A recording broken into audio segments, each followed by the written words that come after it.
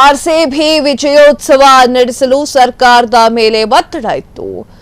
ಸಂಭ್ರಮಾಚರಣೆ ಆಯೋಜನೆಯಲ್ಲಿ ಕೆಲವು ತಪ್ಪುಗಳು ಆಗಿರೋದು ಸತ್ಯ.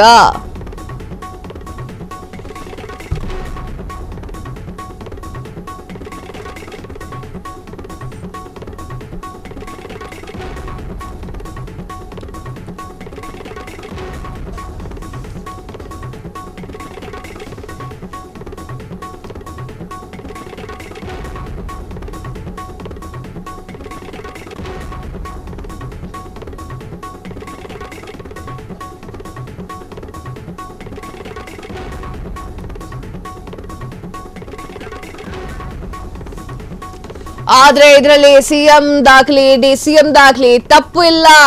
ಡಬಲ್ ದೂರು ಬೆನ್ನಲ್ಲೇ ಸಿದ್ದರಾಮಯ್ಯ ಪುತ್ರ ಯತೀಂದ್ರ ಮಾತು. ವಿಧಾನಸೌಧದ ಮುಂದೆ ನಡೆದಂತಹ ಕಾರ್ಯಕ್ರಮದಲ್ಲಿ ಲೋಪ ಆಗಿಲ್ಲ. ಅಲ್ಲಿ ಹೆಚ್ಚು ಜನ ಬರಲಿಲ್ಲ. ಸಚಿವರ ಕುಟುಂಬಸ್ಥರು ಬಂದಿರಬಹುದು. ಕ್ರಿಕೆಟ್ಗಳನ್ನ ನೋಡ್ಲಿಕ್ಕೆ ಜನ ಸ್ಟೇಡಿಯಂಗೆ ಹೋದ್ರು, ಅಲ್ಲಿ ಸಮಸ್ಯೆ. ಈ ಕಾರ್ಯಕ್ರಮ ಆಯೋಜನೆಯಲ್ಲಿ ತಪ್ಪಾಗಿರೋದು ಸತ್ಯ ಅಂತ ಹೇಳಿ ಯತೀಂದ್ರ ಒಪ್ಪಿಕೊಂಡಿದ್ದಾರೆ. ವಿರಾಟ್ ಕೊಹ್ಲಿ ಜೊತೆ ಸಿಎಂ ಮೊಮ್ಮಗನ ಸೆಲ್ಫಿ ವೈರಲ್ ಹಿನ್ನೆಲೆಯಲ್ಲಿ ಯತೀಂದ್ರ ಮಾತನಾಡಿದ್ದಾರೆ. ಎಸ್ ವೀಕ್ಷಕರೇ, ಈಗ ಸಿಎಂ ಸಿದ್ದರಾಮಯ್ಯ ಅವರ ಮಗ ಯತೀಂದ್ರ ಅವರು ಈ ವಿಚಾರದ ಬಗ್ಗೆ ಮಾತನಾಡಿದ್ದು ಭಾರಿ ಸಂಚಲನವನ್ನ ಹುಟ್ಟಿಹಾಕಿದೆ. ಆರ್ಸಿಬಿ ವಿಜಯೋತ್ಸವ ನಡೆಸಲು ಸರ್ಕಾರದ ಮೇಲೆ ಒತ್ತಡ ಇತ್ತು.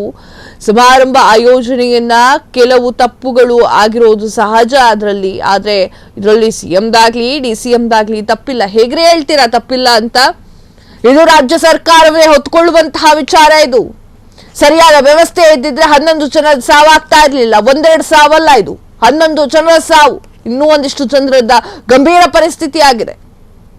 ಡಬಲ್ ದೂರು ಬೆನ್ನಲೆಯಲ್ಲಿ ಸಿದ್ದರಾಮಯ್ಯ ಪುತ್ರ ಯತೀಂದ್ರ ಅವರು ಮಾತನಾಡಿದ್ದಾರೆ. ವಿಧಾನಸೌಧದ ಮುಂದೆ ನಡೆದಂತಹ ಕಾರ್ಯಕ್ರಮದಲ್ಲಿ ಲೋಪವೇ ಆಗಿರೋದೇನೂ ಆಗಿಲ್ಲ ಅನ್ನೋದು ಬೇಡ. ಅಲ್ಲಿ ಲೋಪವೇ ಆಗಿರೋದಲ್ಲಿ ಅಷ್ಟು ಜನರನ್ನ ಸಂಭಾಳಿಸೋಕಾಗ್ಲಿಲ್ಲ ಅಂತಂದ್ರೆ 2-3 ದಿನಗಳ ಬಿಟ್ಟು ಸನ್ಮಾನ ಕಾರ್ಯಕ್ರಮಗಳನ್ನ ಮಾಡ್ಕೊಳ್ಬೇಕಾಗಿತ್ತು.